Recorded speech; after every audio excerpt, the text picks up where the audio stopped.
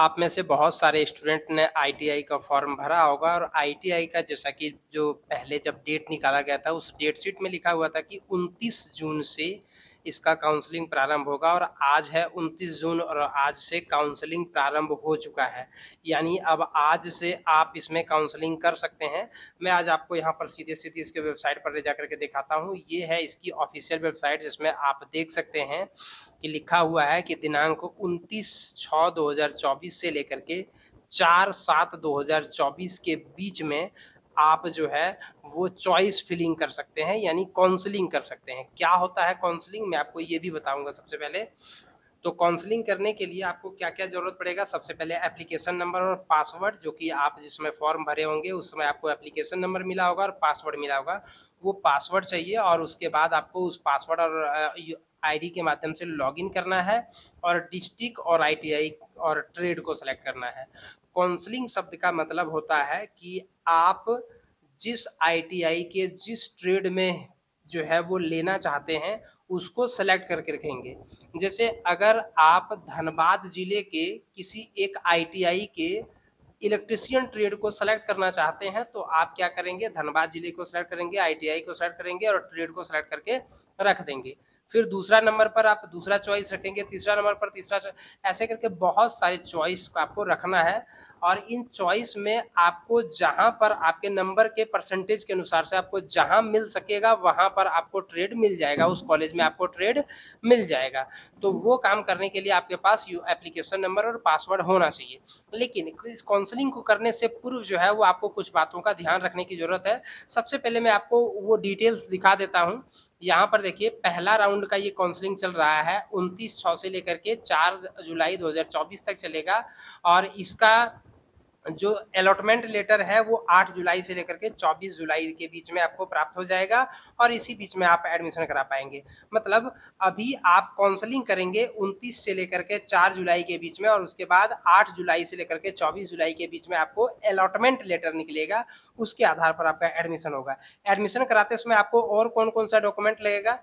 सबसे पहले final merit list जो सीएमएल रैंक वाला है वो वाला, allotment letter, admit card matric का मार्कशीट, मैट्रिक का प्रोविजनल सर्टिफिकेट, इसके बाद मैट्रिक का ओरिजिनल जो मूल प्रमाण पत्र आता है, जाति प्रमाण पत्र, आवासीय प्रमाण पत्र, स्कूल का जो एसएलसी या सीएलसी या जिसको टीसी भी बोलते हैं वो वाला चाहिए, आधार कार्ड की फोटोकॉपी।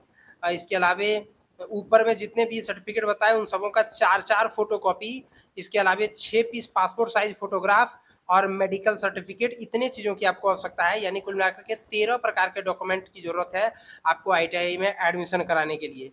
अब मैं आपको बता देता हूँ कि काउंसलिंग तो शुरू हो चुका है, लेकिन काउंसलिंग करने से पूर्व आप सबसे पहले ये चेक कर लीजिए कि आपके ज़िले में या आप जिस ज़िले में एडमिशन कराना चाहते हैं वहाँ पर कौन-कौन सा आईटीआई सरकारी है और कौन-कौन सा प्राइवेट हो रहा है, क्योंकि ज़्यादातर स्टूडेंट की जो पसंद होती है वो सरकारी वाला ही होता है। तो आपको क्या करना है, हर प्रकार का लिंक डिस्क्रिप्शन बॉक्स में दिया हुआ है, आप हमारे वीडियो के डिस्क्रिप्शन बॉक्स को चेक कीजिए, वहाँ पर इसका लिंक दिया हुआ है। आप यहाँ पर गवर्नमेंट आईटीआई के ऊपर जैसे ही सिलेक्ट कीजिएगा तो यहाँ पर आपको अपना जिला सेलेक्ट करना होगा।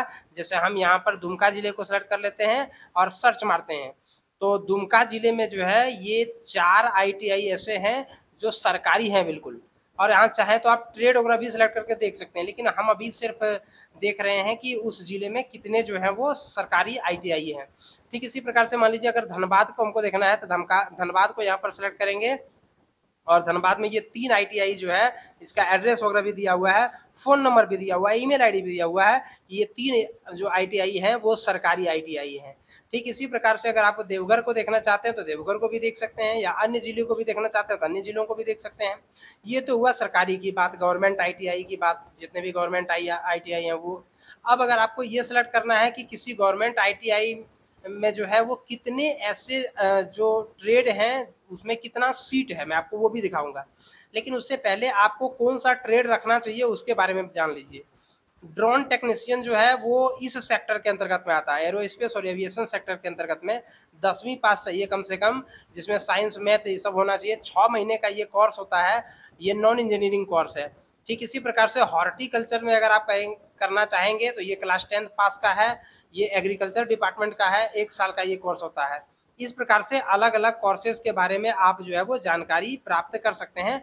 फिटर को अगर देखेंगे capital goods and manufacturing sector के अंतर्गत में आता है, 10वीं पास चाहिए साइंस मैथ के साथ, 2 सालों का ये कोर्स होता है।